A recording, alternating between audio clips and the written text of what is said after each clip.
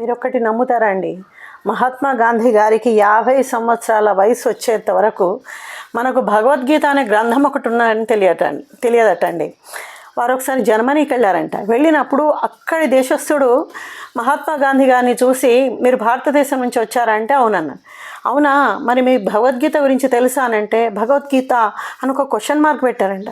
పెట్టిన తర్వాత ఆయన ఆశ్చర్యపోయారంట. భారతదేశంలో పుట్టి భగవద్గీత తెలియకపోవడం ఏంటండి? మీ సమస్త ఆధ్యాత్మిక ప్రపంచం అంతా గీత మీద పైన కదా ఆధారపడి నడుస్తుంది, అలాంటిది మీరు ఇలా మాట్లాడుతున్నారేంటి అని అన్నారంట. అన్న తర్వాత మహాత్మా గాంధీ చాలా బాధపడ్డారంట. నాకంటూ భారతీయ ఆధ్యాత్మిక సంపదకు ఒక వారసత్వం ఉందా, అదే భగవద్గీత ఉందా, ఇది కూడా నేను చెప్పలేకపోయానా, నాకేం దేశభక్తి ఉంది, నాకేం దైవభక్తి ఉంది అని చెప్పేసి అనే చాలా పశ్చాత్తాపడి ఆ భగవద్గీత అప్పటి నుండి మొత్తం కూలంకషంగా దాని గురించి తెలుసుకొని చదువుకున్నారట.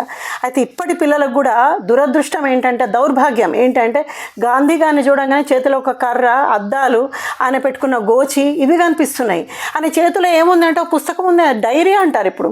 అంటే ఇంగ్లీష్ కదా మనదంతా. ఇప్పటి తల్లిదండ్రులు కూడా ఎంత ఇంగ్లీష్ మాట్లాడి పిల్లలతో మాట్లాడిస్తే అదే గొప్పతనం కదా. మాతృభాషని అమ్మని విలువే తెలియట్లేదు, ఇంకా అమ్మ భాష తెలుస్తుందా ఇప్పటి వాళ్ళకి? అలాంటిది అది అక్కడ ఉంది. ఏంటి తెలుసా అండి?